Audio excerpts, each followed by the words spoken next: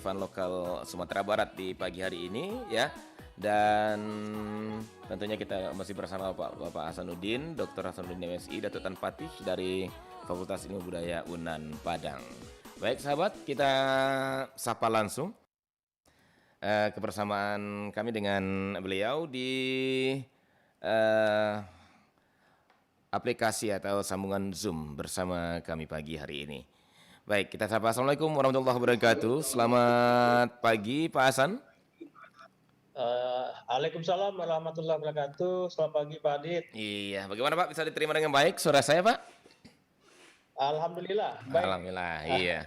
Suara Bapak juga cerah sekali pagi ini Pak. Alhamdulillah, iya, iya. Oke, baik.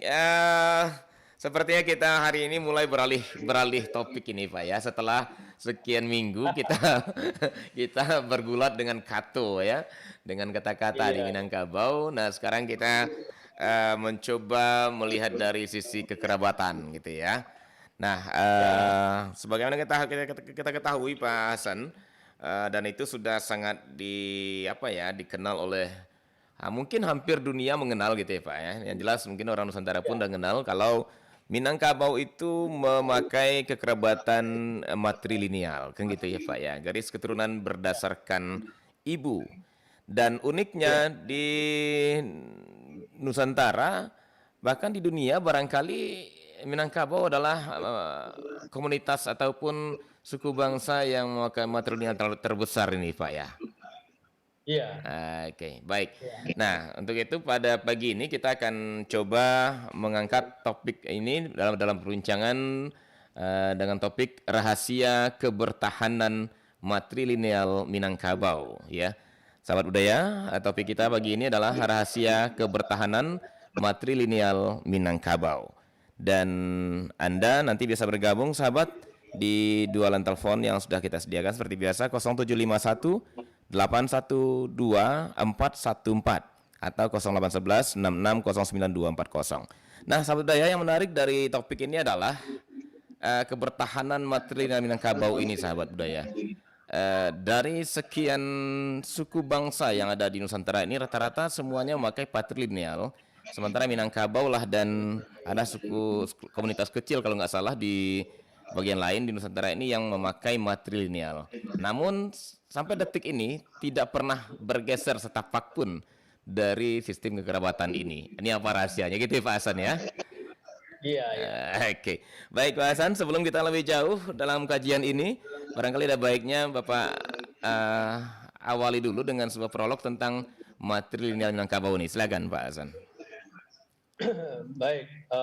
Assalamualaikum warahmatullahi wabarakatuh. Selamat pagi Pak Adit Waalaikumsalam. Ya. dan para Waalaikumsalam warahmatullahi pendengar wabarakatuh. Pro 4 RRI Padang yang saya muliakan dimanapun Anda berada.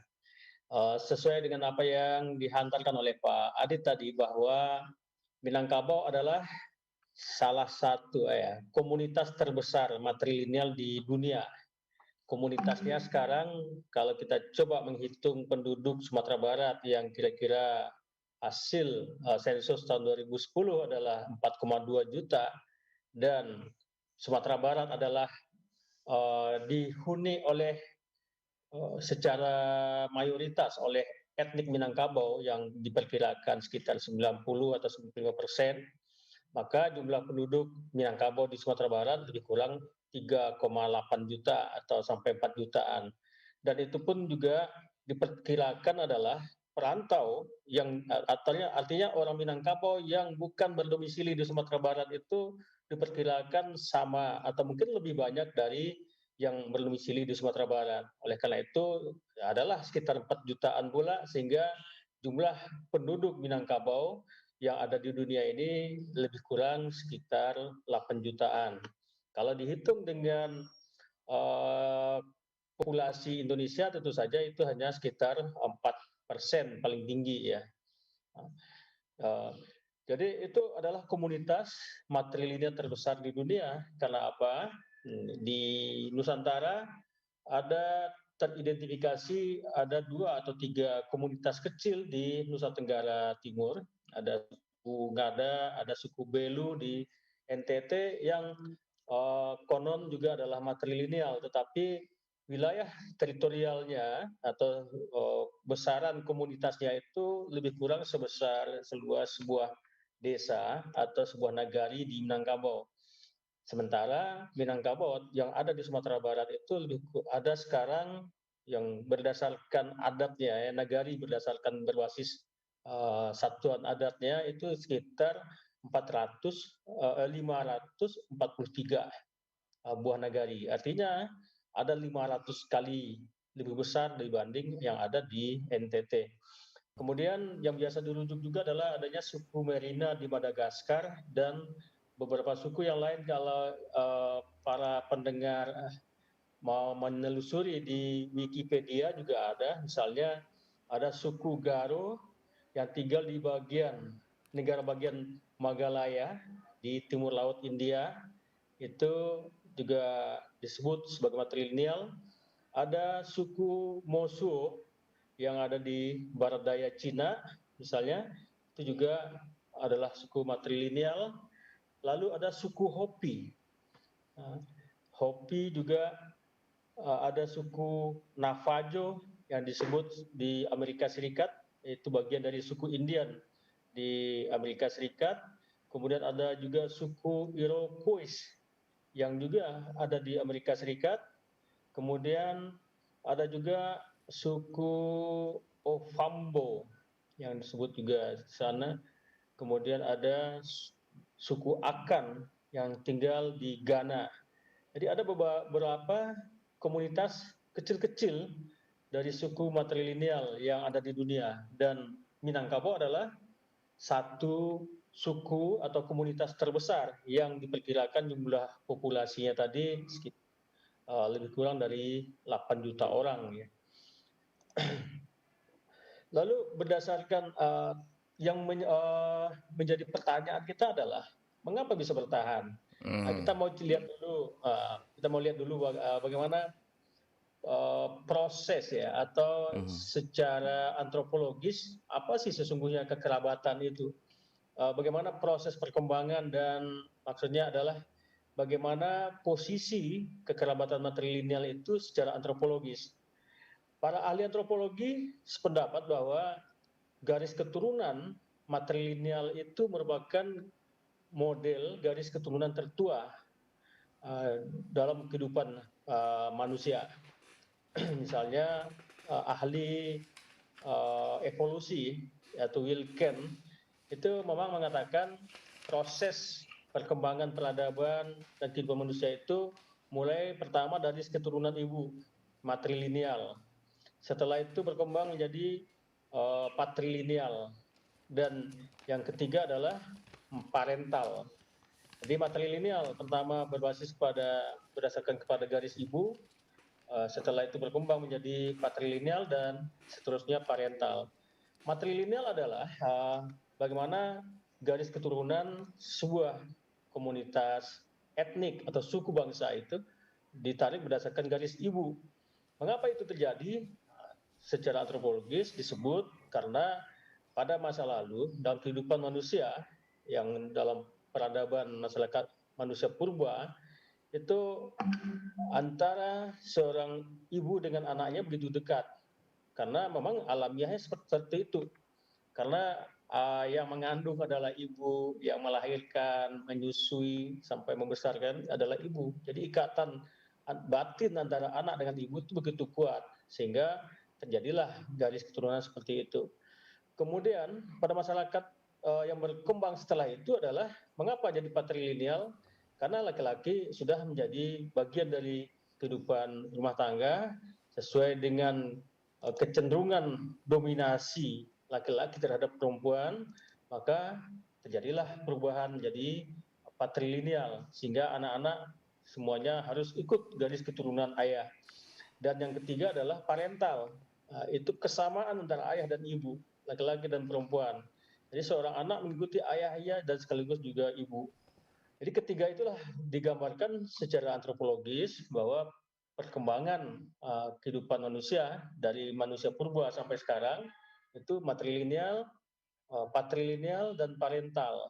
Nah, teori seperti itu. Tetapi pertanyaan lagi, mengapa Minangkabau kok masih bertahan dengan matrilineal? Nah, Hmm, ini persoalan yang menarik ya. iya, iya.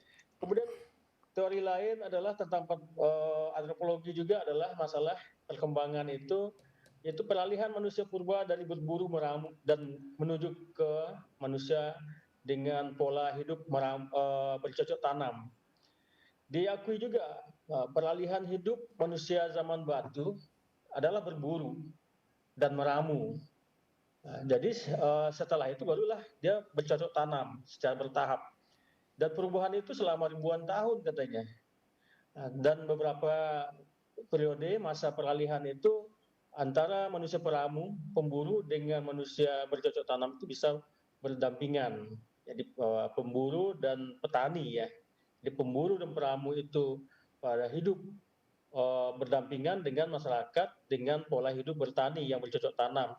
Bedanya adalah masyarakat pemburu adalah pada siang hari dan mungkin beberapa hari mereka keluar dari rumah untuk mencari protein hewani.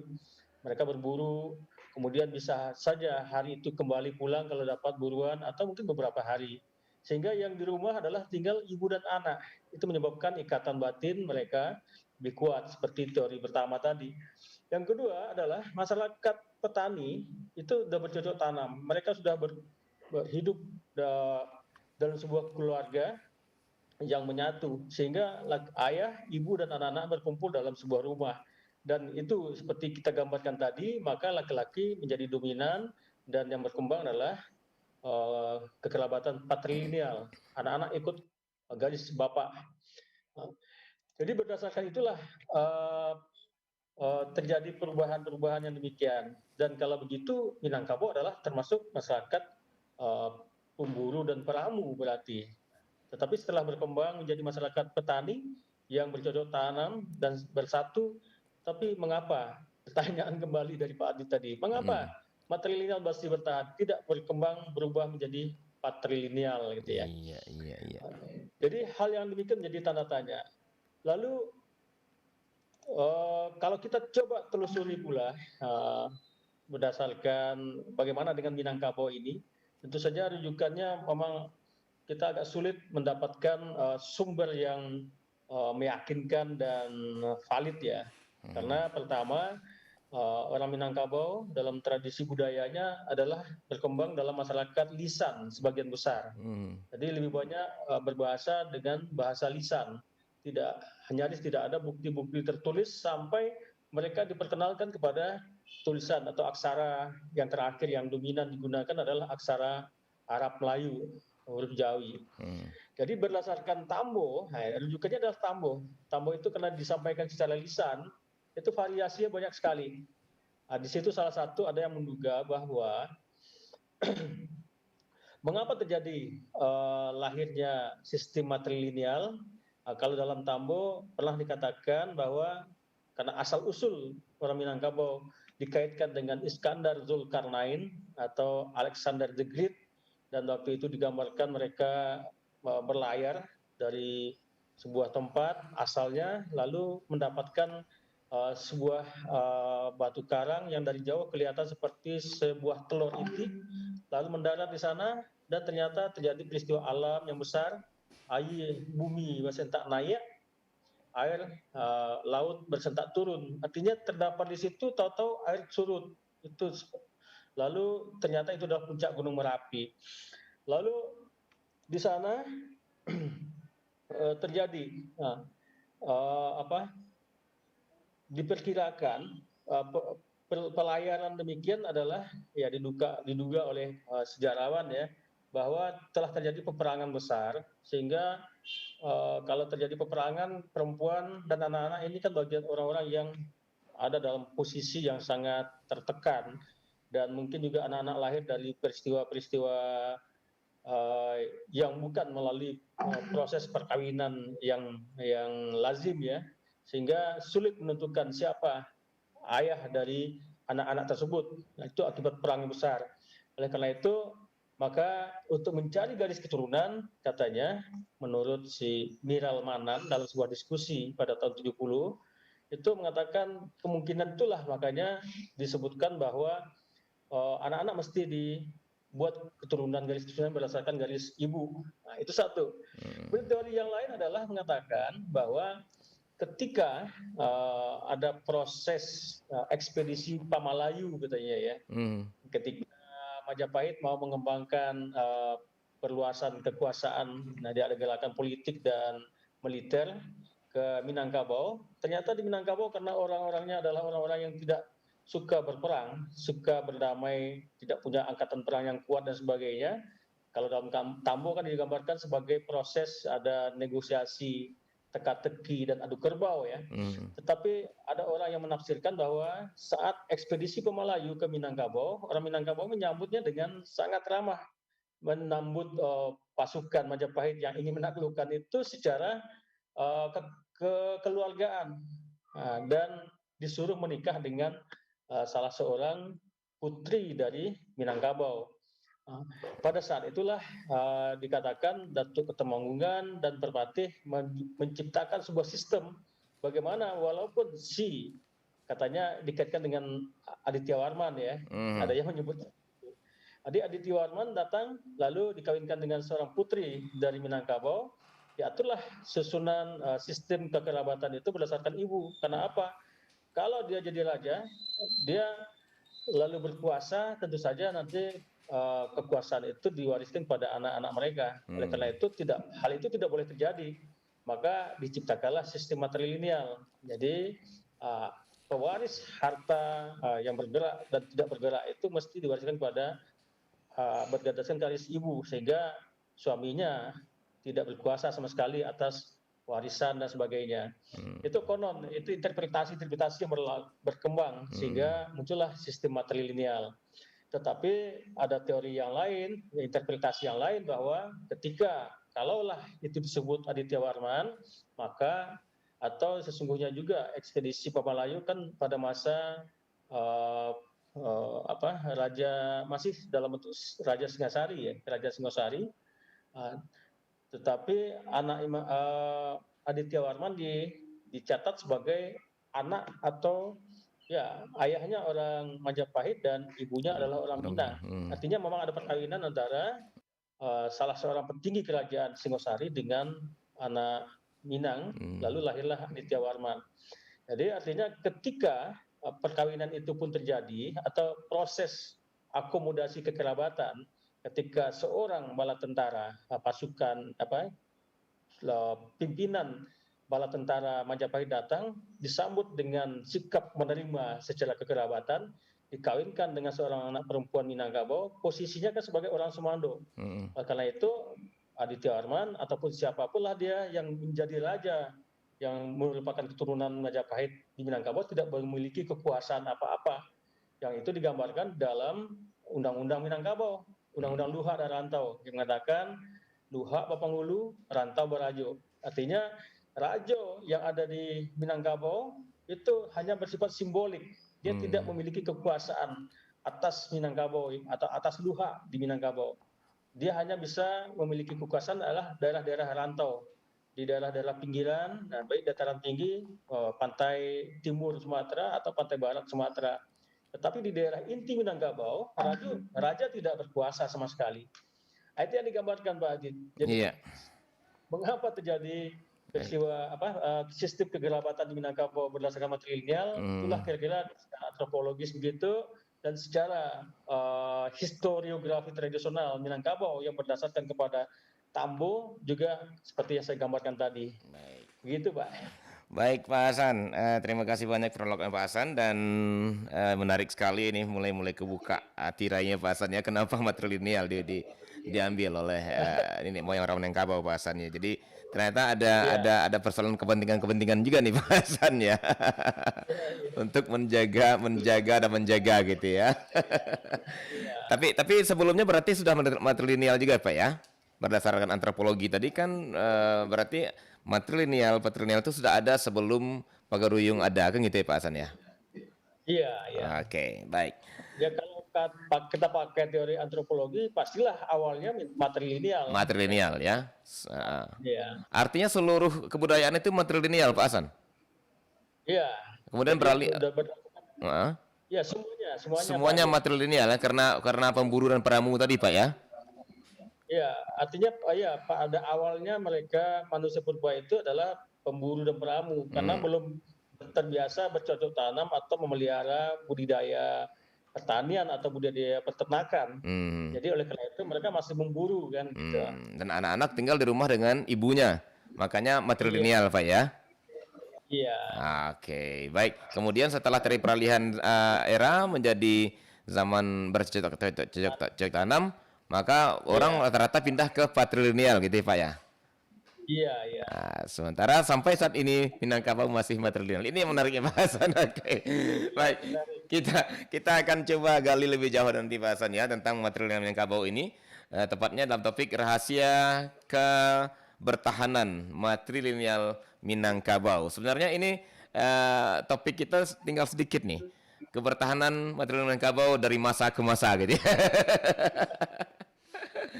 Oke, baik Pak Hasan, kita akan kembali kali ini Pak, dan kita jeda sesaat ya.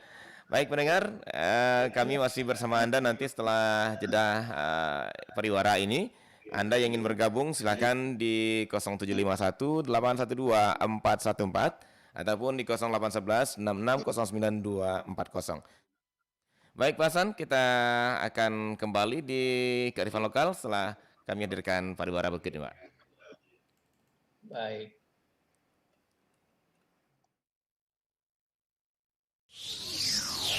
Permisi, permisi. Ada yang bagus nih di Pro 4. Merapat yuk.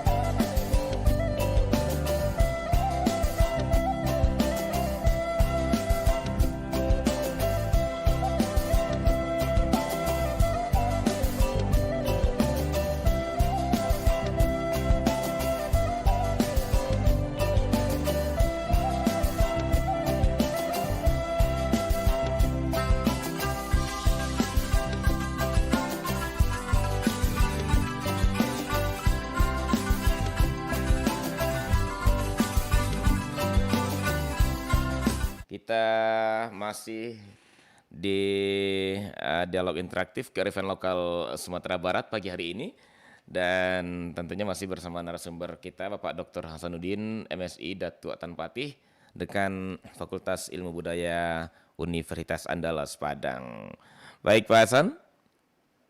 Halo Pak Ya, Hasan, iya, baik, masih bersama ya. kami ya. Dan pendengar, seperti yang saya sampaikan tadi, kalau ada di antara Anda yang ingin bergabung, menggali lebih jauh tentang rahasia kebertahanan matrilineal Minangkabau sampai zaman atau sampai detik ini, ya Anda bisa bergabung di 0751 812 414 ataupun di 0811 66 09240. Baik, kami kembali ke Pak Hasanuddin MSI Datuk Patih nih. Pak Hasan, Ya, kita sudah tahu ya Pak ya, atau sudah Bapak jelaskan tadi kalau seluruh kebudayaan itu pada awalnya matrilineal karena mereka dalam peradaban berburu dan meramu gitu ya Pak ya, sehingga anak banyak tinggal dengan ibunya di rumah, wajar matrilineal. Kemudian beralih ke ya, patrilineal dan parental. Nah, saya tidak ingin menggali fokus khusus tentang bagaimana persoalan matrilineal ini sampai berubah gitu ya Pak ya. Dan apakah hubungan dengan kekuasaan tadi beralih ke laki-laki, apakah itu matriarkat kita nggak sampai ke sana Pak. Yang menarik itu adalah bahwa Minangkabau sampai saat ini masih matrilineal, sementara kebudayaan lain sudah beralih ke patrilineal ya Pak Hasan ya. Nah, padahal Minangkabau mempunyai sebuah momentum untuk peralihan itu kalau mau Pak, yaitu ya, ketika terjadinya kesepakatan antara kaum adat dan kaum agama di Bukit Marapalam ya Pak ya, setelah Perang ya. Padri. Nah, tapi ternyata kaum ulama justru toleransi bisa menerima matrilineal, padahal kita tahu di agama Islam justru patrilineal kan Pak ya, garis keturunan. Ya, Nah, kaum ulama bisa mentoleransikannya dan kaum adat tak bertahan dengan itu. Ini ada apa nih Pak di balik semua nih? Padahal itu momentum ya, momentum pas banget Pak, momentum pas sekali untuk beralih ke patrilineal kalau Minangkabau mau seperti mana budaya lain, tapi ternyata tidak. Nah, ini seperti apa sih agungnya matrilineal di Minangkabau Pak gitu loh Pak. Silakan Pak Hasan. baik. Sebelum menjawab pertanyaan Pak Adit, mungkin pendengar perlu penjelasan sedikit apa sih perbedaan antara matrilineal Minangkabau dengan patrilineal, Hmm. atau paling tidak ya, bagaimana indikator empirik sistem matrilineal itu dan bagaimana pula yang digariskan oleh syara, kan begitu ya. Ya, Ya, ya. pertemuannya itu nanti memperdebatkan apa. Hmm. Yang pertama adalah pada sistem matrilineal itu adalah bahwa sebuah keluarga. Jadi ini kita lihat dari satuan keluarga dulu. Hmm. Satuan keluarga terkecil menurut Islam atau sistem patrilineal umumnya adalah kan ayah, ibu dan anak-anak mereka. Hmm. Jadi artinya satu keluarga adalah ada dua keturunan, Generasi dua Pak ya. generasi. Iya, iya. Ya, dua generasi, ayah dan anak. Betul. Tetapi dalam sistem matrilineal satu keluarga itu tiga, Hmm. ya, tiga ini generasi. Iya, iya. Jadi satu orang nenek, beberapa orang ibu. Kalau anak nenek itu ada perempuan, berarti tiga ibu Heeh. dan anak-anak mereka. Nah, itu satu keluarga. Itu disebut satu keluarga samande. Keluarga terkecil ya Pak ya. Iya, satu keluarga terkecil itu adalah satu orang nenek. Kemudian para perempuan anak mereka, anak nenek berarti para ibu Iya. dan anak-anak mereka. Nah, Jadi itu satu keluarga. Satu keluarga itu biasanya tinggal di sebuah rumah rumah yang gadang. disebut rumah gadang. Oke. Oke. Nah, jadi dalam rumah gadang itu kita sering mendengar ada lagu Minangkabau, rumah gadangnya 9 ruang ya. Iya, iya, sinar ruang Pak. 9 ruang itu artinya adalah 9 kamar. 9 kamar itu maknanya adalah ada 9 perempuan di atas rumah tersebut gitu. Jadi ada satu nenek, mungkin anaknya 8. Jadi 9 kamar, 9 ruang itu artinya pemiliknya adalah keluarga, dalam keluarga itu yang perempuan. Iya. Dan disitulah mereka menerima para suami mereka yang biasanya datang hanya pada malam hari. Setelah siang, pagi, suaminya akan keluar dari rumah gadang itu, bekerja atau mengurusi anak keponakannya pula, lalu malam baru kembali. Jadi artinya satu keluarga, ibu-ibu saja semuanya. Ibu, yaitu nenek, para ibu, dan kemudian anak-anak mereka, laki-laki dan perempuan. Anak laki-laki remaja itu biasanya juga sudah tidak lagi tidur di rumah. Betul, betul. Mereka di Surau surau Pak gitu ya. ya. Nah, kepala keluarganya siapa? Iya, Adalah iya. saudara laki-laki ibu. Nah, jadi walaupun laki-laki tidak punya tempat di rumah, tapi kepala keluarganya adalah tetap mama. Jadi saudara laki-laki dari ibu, apakah adik atau kakak, itu adalah dipanggil oleh para anak sebagai mama. Itulah kepala keluarganya. Dan para anak itu disebut oleh mama itu sebagai kamanakan. Lalu itu satu keluarga Samande. Kemudian di atas itu nenek dengan saudara-saudaranya artinya adalah satu keluarga juga.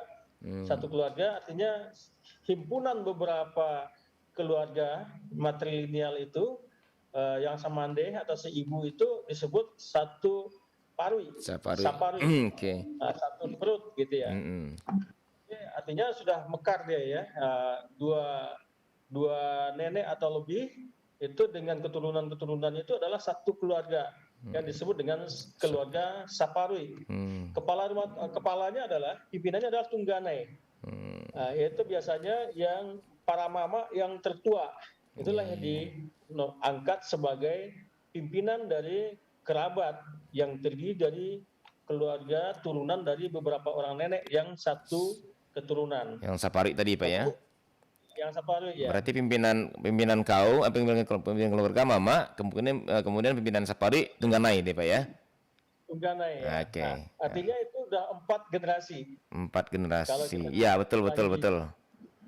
Iya nenek, Lalu, ibu dan nenek, kemudian nenek, ibu dan anak gitu ya Pak ya? Iya. Oke Lalu siap. tidak berhenti di situ. Sebuah keluarga Minang di atasnya lagi 5 generasi itu disebut Sakaum. Dan setelah Sakaum, Sakaum itu dipimpin oleh seorang mama yang disebut Mama Kaum. Iya. Dan setelah itu di atasnya lagi disebut suku. Suku itu dipimpin oleh seorang penghulu. Jadi itulah satu keluarga yang bertingkat yang menjadi sangat besar pada sistem keluarga matrilineal. Di atas suku, jadi suku dipimpin oleh seorang penghulu. Biasanya itulah puncaknya dalam sebuah nagari. Karena nagari disebut paling tidak itu kan 4 suku. Kalau sudah cukup 4 suku dalam sebuah kawasan baru, maka itu boleh mendirikan sebuah nagari. Seperti pernah kita diskusikan, nagari itu di Minangkabau ibarat sebuah negara. Iya. Dia mandiri, otonom gitu ya Pak ya. Lalu ada juga suku-suku yang seketurunan juga, karena itu pastilah nenek moyangnya di atas menjadi satu. Maka suku-suku yang seketurunan disebut sebagai suku Sepayung. Tapi biasanya bisa ada dalam sebuah nagari, tapi bisa juga berbeda nagari. Jadi suku yang sama di nagari yang berbeda, tetapi masih seketurunan, balahan atau apa, itu disebut satu payung, atau juga ada satu indu. Jadi misalnya satu negari ada suku Koto 4 buah, itu satu payung namanya. Kemudian berbeda negari, disebut satu induk. Jadi itulah keluarga, unit kekeluargaan dan keluarga yang berdasarkan sel matrilineal. Itu jelas berbeda dengan sistem keluarga yang diatur dalam pola patrilineal, terutama Islam dan lain-lain. Yang adalah ayah, ibu dan anak aja kan. Kemudian ada garis ke atasnya berdasarkan garis bapak gitu. Tetapi tidak sekuat yang dibentuk oleh matrilineal. Artinya di matrilineal ternyata di samping pihak perempuan atau ibu, ayah pihak laki-laki pun pegang peranan Pak, ada sebagai mama gitu ya Pak ya. Mama ya. Sementara di patrilineal itu hanya mutlak laki-laki gitu ya Pak ya, yang pegang peranan. Iya. Oke. Baik. Yang pegang peranan di keluarga matrilineal adalah mama. Bapak bukan. Bapak adalah orang Semando. Iya. Orang Semando itu adalah tamu di rumah kerabat istrinya. Oke. Jadi oleh karena itu ayah tidak punya hak dan kewenangan terhadap anak-anak mereka. Yang punya hak dan kewenangan itu adalah mama. Kemenakan saparintah mama. Jadi yang mau didengarkan oleh kemenakan anak-anak adalah kata-kata mamanya. Kata-kata ayah nyaris tidak didengarkan. Iya. Seperti itu pada masa lalu ya. Kemudian tidak memang telah bergeser. Sehingga menimbulkan apa yang disebut dengan dua model. Basuku ke ibu. Kaum ke mama. Kemudian banasab ke ayah. Seperti itu digambarkan. Itu salah satu saja Pak Adit, bahwa indikator sebuah sistem matrilineal itu adalah pada basis keluarga tadi. Sehingga keluarga Minangkabau itu bertingkat dari Samande, Saparui, Sakaum, Sasuku, Sapayung, Saindu itu kuat sekali terbangun. Sementara patrilineal antara seayah satu keluarga, kemudian keluarga di atas dari pihak ayah itu tidak terbangun begitu kuat. Nah, jadi itu satu yang perlu kita jelaskan. Kemudian pengikat yang lain adalah Sako dan Pusako. Sebentar Pak Hasan, kita kita perjelas dulu Pak. Tadi dikatakan bahwa di matrilineal Bapak menjelaskan ada keluarga terkecilnya ibu, ayah, anak dan mama, gitu ya Pak ya, mama. Mama, mama kepala keluarga. Kepala keluarga itu ya. Tapi dia tidak tinggal di rumah gadang. Tidak tinggal di rumah gadang ya Pak ya. Tapi dia kepala keluarga untuk satu keluarga itu ya Pak ya. Nah, kemudian di atasnya adalah Saparui itu ya Pak ya. Saparui kemudian kaum. Kaum di atasnya kaum, di atas kaum suku gitu ya Pak ya. Iya. Oke, baik. Nah, pertanyaannya Pak, apakah ini matrilinealnya Minangkabau atau memang matrilineal dari awal budaya matrilineal muncul seperti itu Pak? Nah, kita ingin lihat ini apakah ketika ini yang menyebabkan peralihan ke patrilineal itu nggak mungkin Minangkabau, sementara yang lain mungkin karena komplitnya sistem kekerabatan matrilineal Minangkabau ini, atau karena hal lain. Nah, kita ingin tahu Pak, apakah yang ada di sana ibu, anak, mama, kemudian di atasnya ada kaum parui, kaum suku. Nah, apakah itu matrilineal Minangkabau, ala Minangkabau maksudnya, atau matrilineal secara umum dari awal matrilineal muncul seperti itu Pak Hasan? Silakan Pak. Itu baru yang kita jelaskan, yang mampu kita jangkau memang tentang Minangkabau baru Pak Adit. Minangkabau Pak ya, oke. Matrilineal yang lain, apalagi yang dalam bentuk manusia masyarakat masa lalu yang tradisional purba, kita memang sulit menjangkau. Tetapi tentulah yang punya pola yang sangat kompleks ini ya Minangkabau. baru Minangkabau. Dan itu munculnya Pak di zaman apa gitu Pak? Artinya sebelum kerajaan Pagaruyung, sebelum atau dari zaman apa dulu? Zaman primitif dulu atau purba dulu sudah seperti itu di Minangkabau nih Pak Hasan? Saya menduga ini sebelum Pagaruyung, Pak. Sebelum Pagaruyung. Pagaruyung dalam arti kerajaan Minangkabau yang dikaitkan dengan Aditya Warman, abad ke-14. 14. Ya. Sejak mungkin orang menduga kemungkinan sistem matrilineal Minangkabau itu sudah berlaku sejak awal abad ke-1. Awal abad ke-1. Ya, awal abad ke-1 Masehi sesungguhnya diduga sudah ada. Sehingga ketika ekspedisi Pemalayu dari Majapahit itu bukan baru setelah itu diciptakan sistem matrilineal, tetapi adalah pada saat itu juga sesungguhnya orang Minang sudah matrilineal. Pola matrilineal. Sehingga makanya bisa Diterma diposisikan sebagai Rangsmando ya Pak ya. Oke, karena matrilineal sudah ada gitu ya Pak ya. Iya. Oke, siap. Nah, agak mustahil kalau ketika itu sudah diterima, lantas baru Datuk Tumanggungan dan Merpati menyusun sistem matrilineal. Iya. Sementara sebelumnya Aditya Warman sudah menjadi Rangsmando gitu ya Pak ya. Oke. Siap. Jadi begitu kira-kira Pak. Jadi artinya memang ini sistem yang khas Minangkabau. Dan kita memang belum meneliti pula yang ada di Nusa Tenggara Timur misalnya, atau di tempat-tempat lain. Tetapi paling tidak itulah yang kita lihat pada sistem matrilineal di Minangkabau itu begitu kuat jaringannya bertingkat, dan itu yang membuat kekuatan kebertahanan. Tapi bukan berarti tidak ada perubahan-perubahan. Pergeseran-pergeseran memang sudah terjadi juga. Paling tidak saat ini kita hampir tidak mengenal sistem keluarga komunal yang tadi. Kalau kita tanya pada anak-anak kita sekarang, kadang ditanya sukunya nggak tahu dia kan. Betul. Nggak tahu. Iya. Bahkan fungsi mama pun sepertinya sekarang sudah jauh bergeser nih Pak Hasan ya. Mencalek-calek jauh kalau sekarang Pak. Kalau dahulu bertanggung jawab terhadap kehidupan dan pendidikan kemenakannya ya Pak ya. Iya, Kalau sekarang sepertinya mencelek-celek jauh Pak Hasan. ya menjelek-jelek jauh karena Oke. ada hal-hal yang menjadi penyebab Iya, diantaranya soal takar dan lain-lain. betul betul. Memang tidak bisa dipungkiri juga Pak ya, kondisi keadaan dalam perjalanan zaman, ekonomi, sosial beralih, berganti, tentu ya kadang-kadang keterbatasan juga Pak Hasan mungkin yang menyebabkan itu Pak ya. Oke. Iya, Nah, oke, terlepas dari perubahan itu, tapi yang jelas bahwa Minangkabau ternyata sampai saat ini dalam tatanannya masih memegang itu ya Pak ya, masih memegang kekerabatan yang tadi ada di keluarga, dipimpin oleh mama, kemudian Saparwi, kemudian Sasuku, Saparwi, di atas Saparwi, kaum Sakaum, kemudian Sasuku, itu masih utuh ya sampai sekarang Pak Hasan. Nah, masih. baik. Masih. Nah, kira-kira Pak, saya pengen lihat ini, nilai apa sih yang membuat orang Minangkabau begitu kuat bertahan di dalam sistem ini, ya Pak? Sementara ada Sarak mengatur ada emakai juga sudah disepakati, ya Pak ya, di Bukit Merapalam. Ya, Sarak mengatur ada emakai, artinya seluruh tatanan adat harus mengikuti Sarak.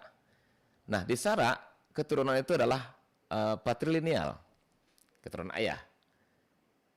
ya. Nah, tapi untuk yang satu ini ternyata Sarak mengatur ada emakai tidak berlaku. Ini berarti kan ada nilai-nilai filosofis, nilai kearifan yang tidak bisa digeser sedikit pun bagi orang Minang. Ini apa nih Pak? Ada apa nih Pak di dalam ini? Silakan Pak Hasan. Memang banyak sekali faktor saya kira yang menyebabkan hal demikian. Nah, tetapi yang mendasar itu adalah falsafah hidup orang Minang ya. Falsafah hidup orang Minang itu kan alam terkambang jadi guru. Ya. Nah, jadi alam terkambang jadi guru dari falsafah itu dilihat bahwa ketika ya falsafahnya itu mirip juga dengan falsafah yang dikembangkan oleh falsafah Yunani tentang unsur alam misalnya. Alam itu terdiri dari 4 unsur, ada air, api, angin, dan tanah. Dan itu dilihat di dalam Al-Quran surat Fatir ayat 9 itu juga mengatakan demikian ya, bahwa Allah lah yang mengirimkan angin, ada satu angin ya. Lalu angin itu menggerakkan awan, awan itu adalah uap air, Oh, artinya ada air ya. Ya, lalu kami arahkan awan itu ke suatu negeri yang mati, Di tanah ya, yang Pak. tandus. Ya, lalu dengan air hujan kami hidupkan bumi setelah keringnya. Iya, Lalu berikut tanah ya. uap air itu ada ketika ada api kan, matahari. Jadi 4 unsur itu menjadi dasar bagi orang Minangkabau menata kehidupannya, termasuk dalam hal bagaimana lahirnya sikap egalitarian dan demokrasinya orang Minang. Itu berdasarkan falsafah itu. Kemudian kalau berdasarkan itu sesungguhnya orang Minang sejak dulu sudah mengamalkan apa yang disebut sebagai ayat-ayat Allah. Karena di dalam Al-Quran dikatakan bahwa ayat-ayat Allah itu tidak hanya di dalam Al-Quran, tetapi pada kejadian langit dan bumi, pada peristiwa alam dan lain-lain itu. Bahkan dalam sebuah ayat dalam Al-Quran itu dikatakan kalau saja seluruh pohon yang ada di dataran, di bumi itu dijadikan pena, lalu laut dijadikan tinta, dikali 7 setelah kering laut itu kali 7 itu tidak akan mampu menuliskan ayat-ayat Allah. Nah, artinya apa? Alam semesta itu adalah sumber basis spiritualitas orang Minang. Jadi ketika mereka sudah berburu pada alam, itu satu artinya dia sesungguhnya sudah menjalankan ajaran agama yang dalam hal ini adalah agama Islam yang mereka terima ya. Karena disitulah dicatatkan dalam Al-Quran. Itu satu. Yang kedua adalah ada surat Al-Hujurat ayat 13 yang mengatakan, wahai manusia, sesungguhnya aku menciptakan kamu dari seorang laki-laki dan seorang perempuan dan menjadikan kamu berbangsa-bangsa dan bersuku-suku supaya kamu saling kenal-mengenal. Artinya Allah mengatakan memang Allah menciptakan dengan hukumnya bahwa manusia itu diciptakan bersuku-suku, berbangsa-bangsa. Jadi tidak ada perintah bahkan akan melawan kodrat kalau ada upaya untuk menyeragamkan. menyatukan gitu. Nah, Iya, oleh karena iya. itu Minangkabau dengan polanya Iya. itu adalah ciptaan Allah kan. Iya, iya, Oleh iya. karena itu tidak ada yang perlu diseragamkan benar, kecuali makanya ada adat basani syarak basani tablah, syarak mengatur adat memakai. Iya.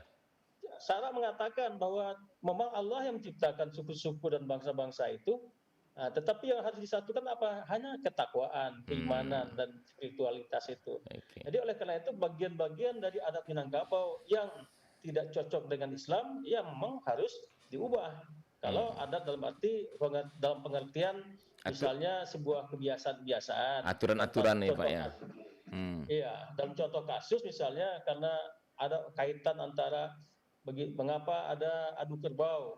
Dalam Islam kan tidak boleh mengadu binatang. Iya, iya. Tapi kalau kita rujuk kepada sejarah atau cerita itu kan adu kerbau adalah untuk memediasi jangan sampai perperangan, pertumpahan darah itu terjadi antara manusia dengan manusia. Iya, iya. Cocoknya kerbau sajalah kan gitu.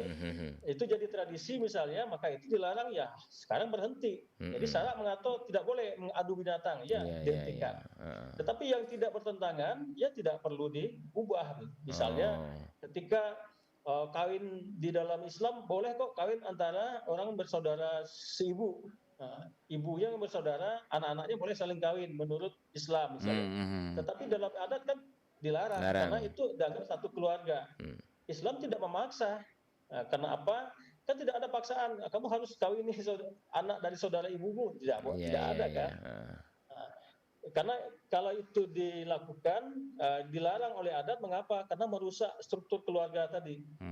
Kalau sebuah keluarga sudah rusak dengan itu, ya tentu saja Minangkabau akan habis. Karena keluarganya sudah saling mengawini. Di mana posisi mama rumah, orang Mano dan sebagainya. Mana lagi rumah, mana yang mama ya Pak ya. Mana yang bapak gitu. Tapi kalau iya.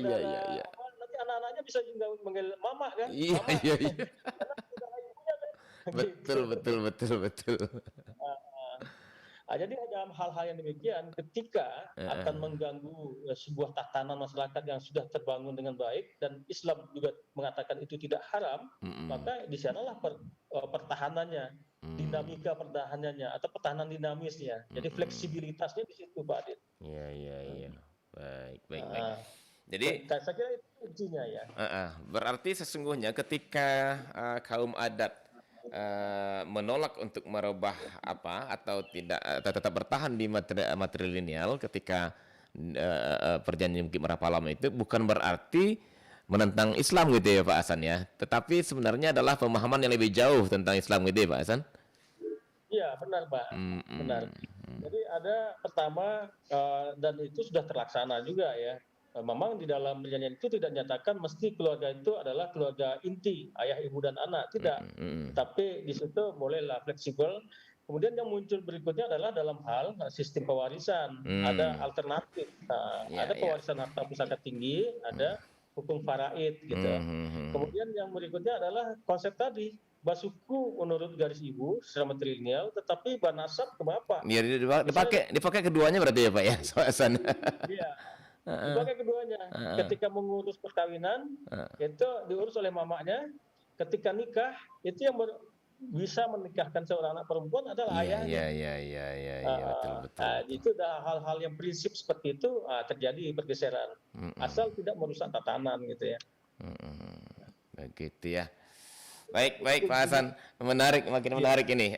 Dan satu sebelum kita berpisah Pak, sepertinya waktu kita sudah hampir berpenghujung, tapi sebelum berpisah, saya ini pengen melihat peran mama ya atau posisi mama ini di keluarga matrilineal Pak Hasan. Ya. Kenapa? Karena sesungguhnya di keluarga matrilineal itu yang ya katakanlah yang jadi fokus atau yang jadi sentral itu kan perempuan ya Pak Hasan ya. Bahwa keturunan diambil dari mereka perempuan gitu ya. Kemudian pusako gitu ya, pusako juga turun kepada perempuan gitu ya. Nah, Ya, sementara laki-laki bukanlah menurunkan keluarganya dan juga tidak menerima musako, tetapi dibebani dengan tugas menjaga keluarga. Nah, ini kan sebenarnya terkutip kalau dilihat dari kacamata kekinian, ini ketidakadilan nih, Mas. Masa ya orang dikasih tanggung jawab tapi tidak diberikan hak gitu loh. Sementara yang diawasi justru mendapat totalitas haknya gitu. Ini kita udah masuk ke pewarisan seperti Pak Hasan ya. Mungkin ya, mungkin pembahasan lebih jauh nanti di session berikutnya minggu depan Pak Hasan, tapi ya. sekilas aja ini prolog kita tentang bagaimana posisi mama di matrilineal ini. Orang yang diberi amanah, diberi kewajiban tapi tidak punya hak sama sekali. Gimana nih Pak Hasan? Konsep keadilan di sini gimana? Silakan Pak Hasan. Jadi begitu Pak Adit ya. Oke. Apa namanya? Memang sejak ya terjadi interaksi dan kemudian integrasi ya. Kalau interaksi antara adat dan Islam muncullah konsensus adat masih di Sarak masih di adat. Keduanya sanda masanda katanya kan. Awalnya gitu Ini Pak ya. dalam proses. Iya. Setelah itu berlanjut terus sampai menjadi sebuah integrasi ya. Penyesuaian fungsi masing-masing. Pada pergeseran itulah muncul ungkapan kalau paku kacang belimbing tampurang lenggang lenggokkan bawa menurun ke arah saudaraso itu anak di pangku kemenakan dibimbing Orang kampung orang dipatenggangkan. kampung dipatenggangkan tenggang nagari jan binaso. Jadi ada dua tanggung jawab laki-laki sekarang. Kalau dulu seorang laki-laki bertanggung jawab kepada keponakannya. Seorang ayah tidak punya tanggung jawab pada anak-anaknya. Jadi ayah memang dibebaskan untuk bertanggung jawab pada anak-anaknya, tetapi anak-anaknya diurus oleh mama dari anak-anaknya itu. Gitu. Jadi artinya seorang laki-laki jadi ayah pada sebuah keluarga matrilineal, dia bertanggung jawab kepada anak ponakannya juga di kerabatnya. Setelah itu interaksi dengan Islam itu menjadi ada dua tanggung jawab pada orang Minang laki-laki. Anak di pangku, ponakan dibimbing. Anak di pangku dengan harta pencarian, ponakan dibimbing dengan harta pusaka. Ya. Jadi artinya dua posisi tanggung jawab, tetapi haknya adalah mereka sesungguhnya punya hak untuk menggunakan. Jadi artinya ya hak guna ada pada laki-laki. Menggunakannya maksudnya kalau tanah bisa ditanami gitu Pak? Bisa diambil hasilnya untuk pribadinya ke rumah tangganya gitu?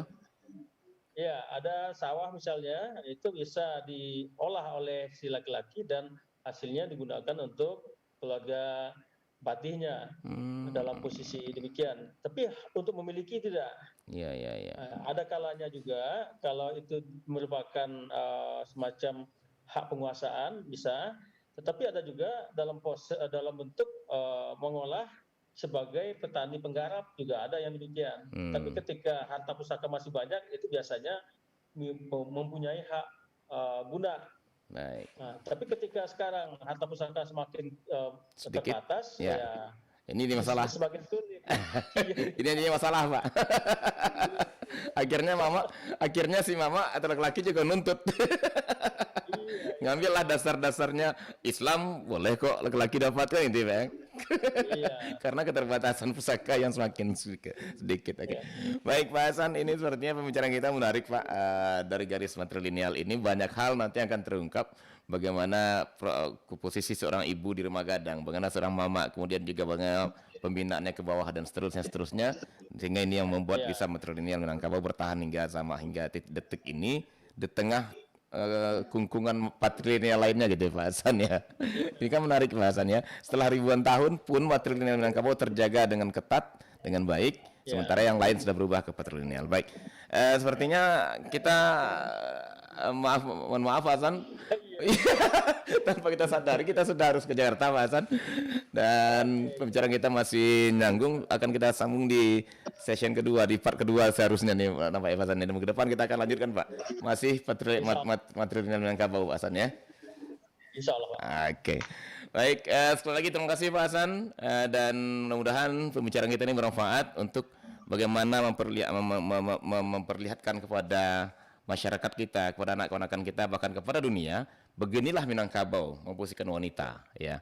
Beginilah Minangkabau memposisikan seorang ibu, dan beginilah Minangkabau mengatur kehidupan sehingga jelas mana ibu, mana ayah, mana tanggung jawab semuanya, dalam konsep matrilineal Minangkabau ini.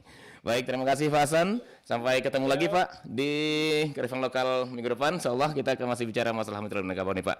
Baik pendengar, sampai di sini dulu Kearifan Lokal Sumatera Barat untuk hari ini. Terima kasih atas atensi dengarnya dan mohon maaf atas kekurangan. Selanjutnya kami akan segera bergabung dengan Perempat RRI Jakarta. Selamat pagi dan selamat mengikuti.